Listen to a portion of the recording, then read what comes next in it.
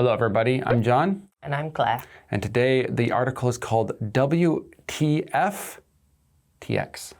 It is a play on words, and this is coming from the FTX sort of cryptocurrency exchange that went down in a huge barrel of flames not too long ago, leading to a huge controversy, and then finally culminating in the arrest of this Sam Bankman-Freid. When did you first hear about cryptocurrency? I heard about it in a strange context. I read a book in the early 2000s called Cryptonomicon, which was written by an American writer called Neil Stephenson. He's a science fiction writer. I love science fiction, so I've read a lot of his stuff. And he coined the term cryptocurrency, actually, in that book. He was writing it as science fiction. He was imagining a future where currency had gone digital. I guess he didn't predict the kind of blockchain technology that is currently behind most cryptocurrencies, but he did predict the concept of it. So I was excited at first when it became a real thing that I was reading about in the news, because I thought it was just science fiction. And science fiction became fact. As it often does. It really does, and that's what I think I like about science fiction the most. Is an imaginary world, but the possibilities of it being fact are there.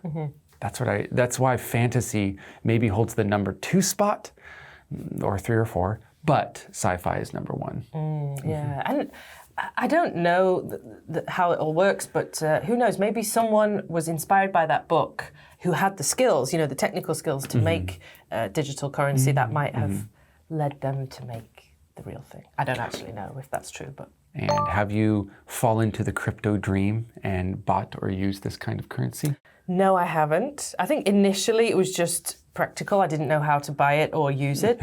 And then there've been so many terrible situations where people get scammed and lose loads of money and it's all fraud and I still don't know how to get hold of it or use it. So, not really my interest. Yeah.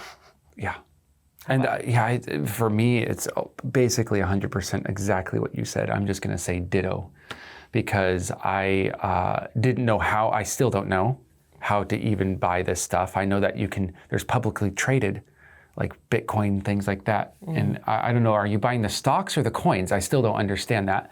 But in any case, I've never used it. Although I did have a friend almost at the same time, maybe a few months after Bitcoin released, he let us all know that we should definitely buy this new Bitcoin, which is going to be the currency of the future. And if I would have taken him up on that idea, even with the limited funds I had at the time, I would definitely be a more rich man at this point, at least be debt-free. However, I didn't, because again, how do I buy it? How does that all work? You don't go to the corner store and exchange your money for a Bitcoin thing. So I'm pretty boomer in that area. Yeah. And then what do you even spend it on? Well, apparently the dark web. Oh, Apparently great. drugs. No, you can spend it on many different places, do accept different types of cryptocurrencies, Ethereum, Bitcoin, stuff like that. The more stable, if you can use that word, coins, but they definitely don't accept FTX. Yeah.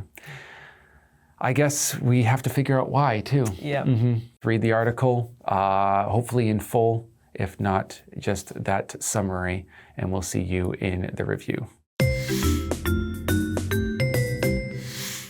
WTFTX. Earlier this year, people were seriously suggesting that Sam Bankman-Freid, the so-called king of crypto, might be the next Warren Buffett. He started 2 cryptocurrency-related companies, FTX and Alameda Research, and his net worth rose as high as $26 billion. He made huge donations and even had a pro basketball stadium renamed FTX Arena. But behind the scenes, clients' money was disappearing. When the company's problems were exposed, they collapsed like a house of cards.